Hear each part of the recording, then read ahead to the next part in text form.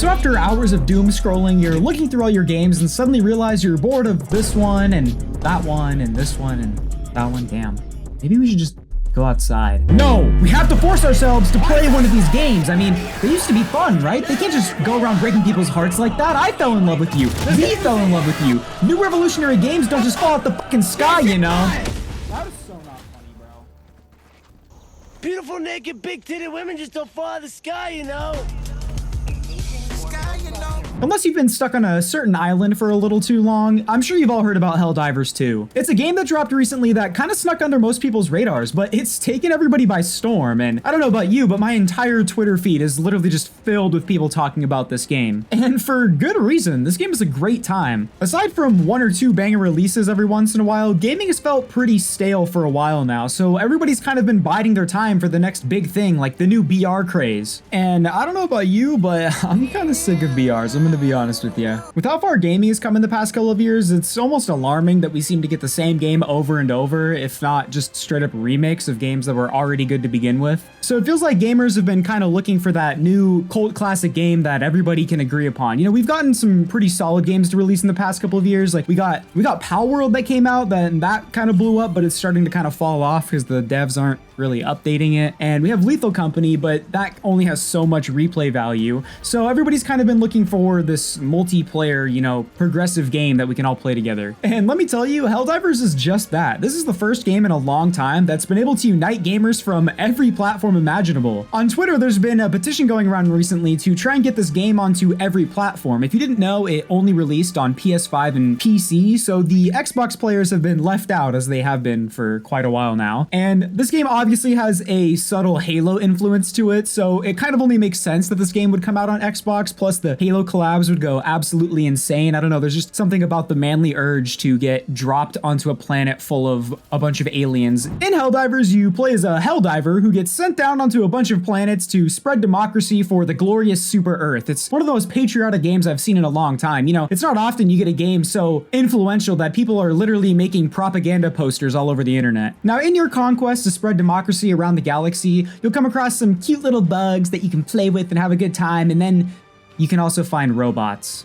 But we don't talk about the robots. Now, one of the things that sets Helldivers apart from pretty much every other game I've played is that every time you complete a mission, it's going towards one big goal that every other player is fighting towards. When looking at the planets from your ship, you can see the percentage that each planet has been liberated, and every time you have a successful drop, it'll go up by less than 1/100% every time, but with the amount of players playing, it really starts to add up. There's also a real-time war going on. You have the automatons who will actually launch attacks on planets, and there's a limited amount of time that you have to defend them, and if we fail to defend the planets from the automatons, they just take that planet back and we have to liberate it once again. It's pretty interesting because almost every time you log in, the map almost looks entirely different, with certain planets being under our control. This communal goal that players are striving for really helps to make the game feel like you're actually fighting for a cause rather than just playing a game. Like, I don't know, I've never felt more immersed than when playing against a fucking robots in this game. Like, holy shit, dude. When rating games, the ESRB is gonna have to add a new section that says induces PTSD. Now, the other thing that really sets Helldivers apart is the amount of content in this game. And it's not just like, you know, there's like 1 or 2 planets, like 3 or 4 guns, like 1 or 2 airstrikes. No, there's like 90 fucking airstrikes, and there's tons of planets, and half of them I don't think we've even seen yet. And I've also heard that there's allegedly a 3rd faction that hasn't even come into the game yet, so let's just say this game's gonna get crazy. For 40 bucks, there's already at least a couple hundred hours of content to play for, and the leveling system in this game is honestly like none I've ever seen. Instead of leveling your character and it's like, oh, you get more HP or you do more damage, instead you just unlock more abilities. So hypothetically, a level 1 and a level 20 player are just as strong as each other, they just have access to different stratagems. So basically, if you can't do the higher difficulties, it's just a skill issue. It's not like RPGs where you can just power level before you fight the gym or that first boss. You know, you have what you have, and that's how it is. And stratagems, by the way, are what the game calls the various airstrikes and abilities you can get, which are also presented in a super cool way. You know, instead of like most normal games when you use your abilities, it's not just like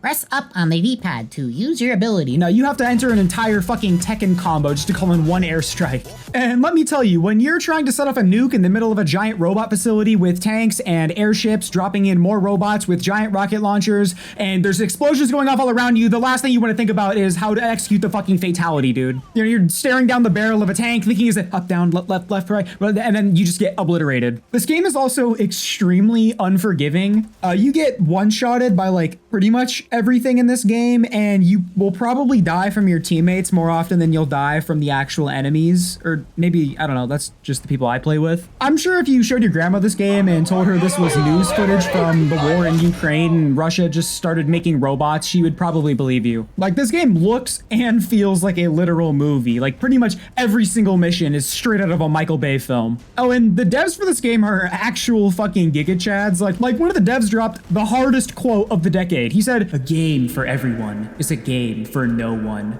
Like, dude, I didn't know this game was made by Socrates. Holy shit. And also, big respect to the CEO. Someone on Twitter was talking about how they really want the game, but they can't afford it right now. And instead of being like, "Oh, please give me your money. I want more money," he just simply said, "Wait until the servers can support the capacity, because I'd be heartbroken if you had to wait in queues after spending money on my game." And that's quite literally the only criticism that I have for this game, is just they weren't expecting so many people to play it that the servers can't really handle it. So you often just have to sit in queue for a couple of minutes or hours to get in, but you know, that's just the sign that the game is good, right? And while the servers have been an issue, the devs have done an extremely good job of communicating with the community about what's going on. They've also been releasing updates almost every single day, trying to get the game ready to support more players and adding bug fixes, you know, various patches and quality of life improvements. It's crazy how simply communicating with your community can do so much for your game. And like 3 days ago, they actually released an update that almost doubled the server capacity, so people are gonna run out of things to complain about pretty soon. And just you thought the game couldn't get any better, they're giving us Titanfall fans something to look forward to, because they're adding fucking mechs to the game. Yeah, there's gonna be like pilotable mechs that you can call down as a stratagem and just fuck everybody up. So I don't know, man, Titanfall fans are eating good. This is the most we've eaten in a long time. I don't know, everything about Helldivers, from the developers to the game itself, to me just screams good things are coming. And in my opinion, one of the biggest signs of good intentions from the developers is the lack of monetization. Now, I hope that doesn't come around to bite them in the ass because they don't have enough money to support the actual player count, but notice how, if you look in the in-game store, the biggest purchase they have is $20. And if you buy the $20 bundle,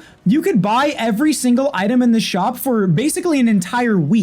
Versus in pretty much any other game in existence, $20 will get you a singular skin. And on top of that, you don't even have to spend money on it. You can get the premium currency in-game for free just by playing. And to my knowledge, at least, it's not like it's capped out. I know you can only pick up a certain amount per mission, but it's not like, oh, you can get 10 credits every day. You can get 100 credits every week. You can get as many as you want the more you play. And a company who isn't blatantly trying to get into your wallet with every decision they make is a good company, in my opinion. There's been quite a few games to come out recently where I'm thinking, oh, this is a good game. I hope other developers learn from them and improve their game because of it. And then it just never really happens because that dies out. The finals. But for real this time, okay? For real this time, guys. Helldivers is different, okay? I don't see this game going anywhere. It's not the same as all the other ones. For real this time. And bro, I know what you're thinking.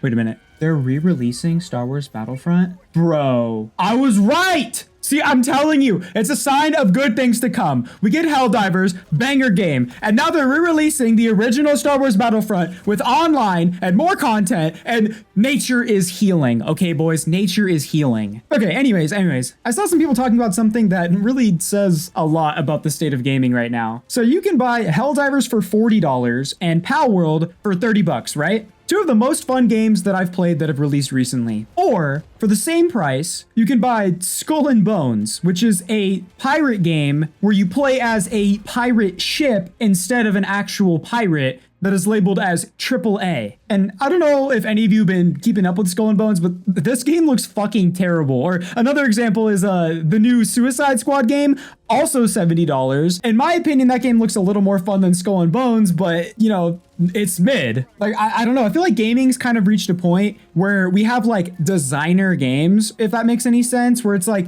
it's really shitty, but it's made by like a popular brand, so it's just really expensive for no reason. And then you can get something that's way cooler and way more interesting for like half the price that's just more enjoyable. Or like they look pretty, like the new COD, you know, it looks really good, but it's COD. Except thankfully with games, I don't think there's people who just buy every game a developer releases because it's from that developer, except for FromSoft fans, but you guys don't count. Basically, the Helldivers is a game I don't think we knew we needed until it came out. It's loads of fun, it has a great dev team, and it's bringing people together in their unanimous hatred for AI. It honestly sets a new standard for games, and it proves that not all live service games need to be absolutely riddled with microtransactions. Yeah, there's a little battle pass thing going on, but it's not like you can't get it for free, and on top of that, it's not super pay to win either. And honestly, I would say it gives you more of an incentive to play the game. If you have something to grind for other than just playing the game for fun, it adds a whole new level to things. And you know, obviously they're not going to have like a ranked mode or anything like that. So sometimes it is nice to have something else to strive for. Helldivers has all the makings of a lasting game that isn't just a fad that'll pass in a month or two, but I guess at this point, it's really all up to what the devs do from here. You know, we've said this about a lot of games in the past, and then the same thing happens over and over where the devs don't add or fix anything for months and months and months, and by the time we finally get new content, everybody stopped playing. But with the team behind the wheel on Helldivers, things seem really different this time. So hopefully if you're watching this video in a couple months from now, I don't look as stupid as I do in like 5 of my other videos where I said sub-game is going to change the gaming industry. But hey, you can call me a clown all you want, at least I don't actively play Destiny 2. If you enjoyed this video, you should check out this other one because the algorithm loves that and it would make Daddy Devskoi very happy. Love you, bye.